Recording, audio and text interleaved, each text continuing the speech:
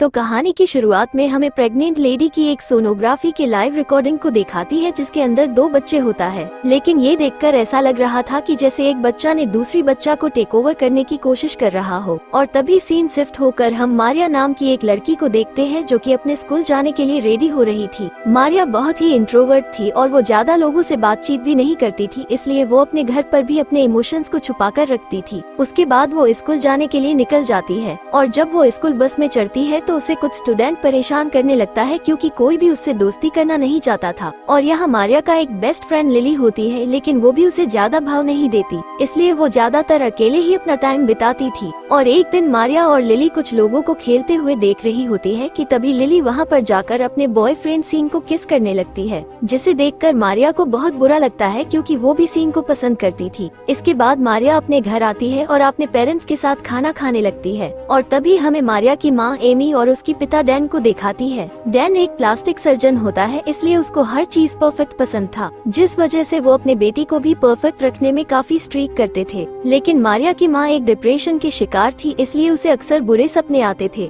और एमी अपने पति का अफेयर के बारे में भी सब जानती थी, लेकिन वो अपने पति के सामने ऐसे दिखावा करती है जैसे उसे कुछ मालूम ही नहीं है। और तभी वहाँ पर एमी मारिया को आने वाली डांस नाइट के लिए किसी लड़का के साथ डेट करने को कहती है, लेकिन मारिया गुस्सा होकर वहाँ से उठकर चली जाती है। ये देखकर डैन एमी से कहता है कि मारिया कैसी लड़की है जिसका कोई दोस्त नहीं है। लेकिन ऊपर से मारिया ये सभी बातें सुन रही होती है, जिसे सुनकर उसको काफी बुरा लगता है। उसके बाद वो अपने रूम में जाकर मिरर में खुद को देखने लगती है, लेकिन तभी उसे मिरर के पीछे एक फोटो मिलती है जिसके अंदर 2 बच्चा होती है, जिसे देखकर वो काफी हैरान होती है। और ये वही फोटो थी जो हमने मूवी की शुरुआत में देखा था, मगर मारिया उस फोटो को ज्यादा ध्यान नहीं देती। उसके बाद वो नहाने के लिए बाथरूम चली जाती है, लेकिन तभी उसे वो मिरर में अपनी रिफ्लेक्शन को भी हिलते हुए देखती है, जिसे देखकर वो उस मिरर के पास जाकर मिरर को साफ करके देखने लगती है। लेकिन तभी उसके रिफ्लेक्शन उसे देखकर मुस्कुराती है, जिसे देखकर मारिया काफी डर जाती है और वहाँ से भागकर अपने रूम जाती है। अब अगले दिन मारिया अपने पिता को ये बात बताने की कोशिश करती है, लेकिन डैन उसकी बातों को इग्नोर कर देता है। उसके बाद मारिया स्कूल के लिए निकल जाती है, जहाँ रास्ते में उसे मार्क नाम के एक लड़का इंतजार कर रहा होता है, लेकिन वो उसे इग्नोर करके लिली के साथ चली जाती है। और जब वो स्कूल पहुंचकर क्लास की तरफ जा रही होती है कि तभी उसे मार्क ने जानबूझकर नीचे गिरा देता है, जिसे देखकर सभी लोग हंसने लगता है। ये देखकर सीन वहां पर आकर उसकी मदद करने लगता है। अब स्कूल खत्म होने के बाद मारिया घर आकर सो जाती है और जब वो सो रही होती है कि तभी उसे बाथरूम से किसी ने बुलाने की आवाज आती है। ये सुनते ही मारिया बाथरूम में जाकर देखती है तो वहाँ पर उसकी परछाई उसी की तरफ मुड़ रही थी। ये देखकर वो काफी डर जाती है, लेकिन धीरे धीरे मारिया अपनी परछाई से बातें करने लगती है और उसकी परछाई मारिया को बताती है कि उसकी नाम आयरम है। आयरम देखने में तो मारिया जैसे ही थी, लेकिन मारिया के मुकाबले आयरम काफी ज्यादा खूबसूरत था, यानी कि मारिया जैसा बनना चाहता था आयरन के अंदर वही सारी खूबियाँ थी। उसके बाद वो दोनों आपस में बहुत सारी बातें करने लगते हैं। अब अगले दिन हम देखते हैं कि मारिया अपने पेरेंट्स के साथ खाना खा रही होती है, लेकिन इस बार वो बहुत खुश थी और ये बात उसकी पेरेंट्स भी नोटिस करती है। और यहाँ पर मारिया के पेरेंट्स उसे डांस नाइट में जाने के लिए जिद करता है, लेकिन मारिया श्योर नहीं थी कि वो किसके साथ डांस नाइट जाएगी, क्योंकि डांस नाइट में आइस स्केटिंग डांस करना था, जो मारिया को आइस स्केटिंग करना बिल्कुल भी नहीं आता था। इसलिए वो स्कूल जाकर लिली से आइस स्केटिंग सिखाने को कहती है और लिली भी उसके लिए मान जाती है। उसके बाद वो वापस घर आकर अपने पिता के साथ मूवी देखने के लिए जाती है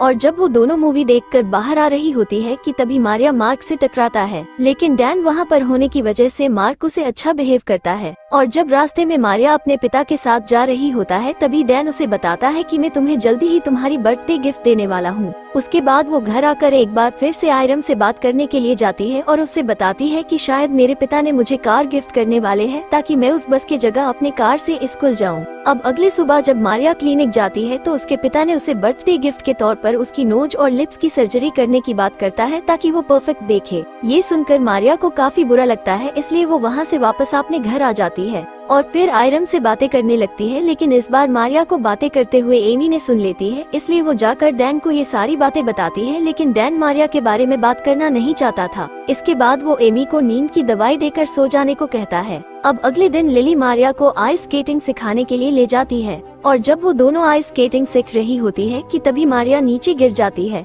लेकिन ये देखकर लिली उसकी हेल्प नहीं करती और उससे कहती है कि मैं जानती हूँ कि तुम सीन को पसंद करती हो, इसलिए तुम्हारे लिए अच्छा यही होगा कि तुम सीन से दूर रहो। इतना कहकर लिली मारिया को वहीं छोड़कर चली जाती है। अब वो घर आकर वो फिर से आयरम से बातें करने लगती है, जहाँ पर आयरम उसे लिली को छोड़ देने को कहती है और वो मारिया के बॉडी में आकर उसकी सभी प्रॉब्लम सॉल्व कर देने को कहती है। ये सुनते ही वो मारिया की बॉडी में आने ही वाली होती है कि तभी वहाँ पर एमी आ जाती है और उसे ले जाकर डांस नाइट में जाने के लिए तैयार करती है। उसके बाद मारिया वहाँ पर जाती है, लेकिन वो वहाँ जाते ही मार्क उसे परेशान करने लगता है, जिसे देखकर सभी लोग उसका मजाक उड़ाने लगता है। जिसे देखकर वो रोते हुए अपने घर आती है और घर आकर वो आयरम से बातें करने लगती है, जहाँ पर वो आयरम को अपनी जगह देकर वो उसकी जगह जाती है। अब अगले दिन हम मारिया को स्कूल में देखते हैं, जो कि काफी कॉन्फिडेंस देख रही थी। जिसे देखते ही मार्क उसे परेशान करने की कोशिश करता है, लेकिन आयरम मार्क के पास जाकर उसे धमकी देती है और स्कूल खत्म होने के बाद आयरम घर जाती है और वो अपने माँ को हेल्प करने की कोशिश करती है, लेकिन तभी एमी नोटिस करती है कि उसकी हैबिट पहले से काफी बदला गया है। अब अगले दिन आयरम अपने डैड के क्लिनिक पर जाकर वहाँ पर एमी और अपने पिता की गर्लफ्रेंड को कॉल करके एक ही टाइम पर बुलाती है, जिससे एमी को पता चल सके कि डैन का किसी और के साथ अफेयर चल रहा है। और जब एमी डैन के क्लिनिक पहुँचती है तो तभी उसकी मुलाकात डैन की गर्लफ्रेंड से होती है, लेकिन एमी उसे देखकर कुछ नहीं करती।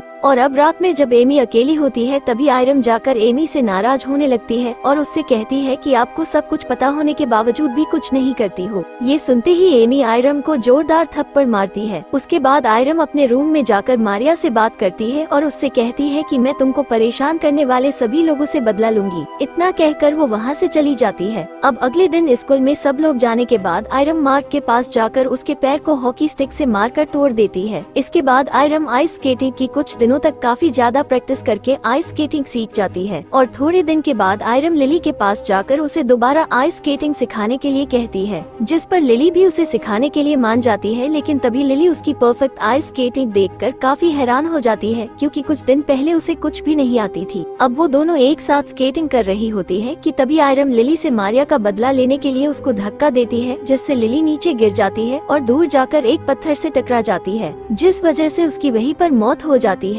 जिसे देखकर आयरम रोने की एक्टिंग करती है और पुलिस को कॉल करके वहाँ पर बुलाती है। ये सब होने के बाद आयरम जाकर मारिया को सब कुछ बताती है, जिसे सुनते ही मारिया काफी रोने लगती है और उससे गुस्सा होकर मिरर से बाहर निकालने को कहती है, लेकिन आयरम उसको बाहर आने से मना कर देती है। कुछ टाइम बाद जब लिली की बॉडी को दफनाया जा रहा था तभी वहाँ पर उसका बॉयफ्रेंड सीन भी आ जाता है, जिसे देखकर आयरम उसे ही देखती रहती है। और वहीं दूसरी तरफ पुलिस लिली की मौत के बाद उसकी इन्वेस्टिगेशन करती है, जहाँ पर उसका शक सीधा आयरम पर जाता है, क्योंकि लिली एक बहुत बढ़िया आइस स्केटिंग चैंपियन थी और उसका इस तरह बर्फ से फिसल कर मरना नामुमकिन था। अब रात होने पर आयरम सीधा सीन के घर जाती है, जहां वो सीन से कहती है कि मैं तुम्हें बहुत पसंद करती हूं, और वो धीरे धीरे सीन को किस करने लगती है। इसके बाद वो दोनों इंटीमेट हो जाती है और अब वो दोनों एक दूसरे के बहुत करीब हो जाता है, इसलिए वो दोनों ज्यादातर एक दूसरे के साथ टाइम स्पेंड करते थे। एक दिन डैन और एमी के बीच में लड़ाई हो जाती है, जिस वजह से डैन अपना घर छोड़कर चला जाता है और वहीं दूसरी तरफ आयरम और सीन भी स्कूल बंद करके एक होटल में जाते हैं। लेकिन तभी सीन के पास उसकी माँ का कॉल आता है और वो कहती है कि पुलिस तुम दोनों से लिली की मौत के बारे में कुछ बात करना चाहती है, इसलिए तुम वापस घर आ जाओ। ये सुनकर सीन आयरम को अपने साथ चलने के लिए कहता है, लेकिन आयरम सीन के साथ जाने से मना कर देती है। ये सुनते ही सीन को आयरम पर शक होता है कि आयरम ने ही लिली को मारा है, इसलिए वो आयरम को जबरदस्ती लेकर जाने की कोशिश करता है। लेकिन तभी वो एक बोतल निकालकर सीन के सर पर मार देती है, जिससे सीन की वहीं पर ही डेथ हो जाती है। और तभी हमें फ्लैशबैक को दिखाया जाता है, जहाँ पर हमें बताता है कि मारिया का एक जुड़वा बहन भी थी। असल में मूवी के शुरू में हमें जो सोनोग्राफी दिखाया गया था वो एमी के प्रेगनेंसी की थी, और जब वो दोनों पैदा हुई थी तो मारिया तो पूरी तरह से ठीक थी, लेकिन आयरम मारिया की तरह नहीं थी। इसलिए डैन ने एमी को पता चलने से पहले ही आयरम को मारकर दफना दिया था,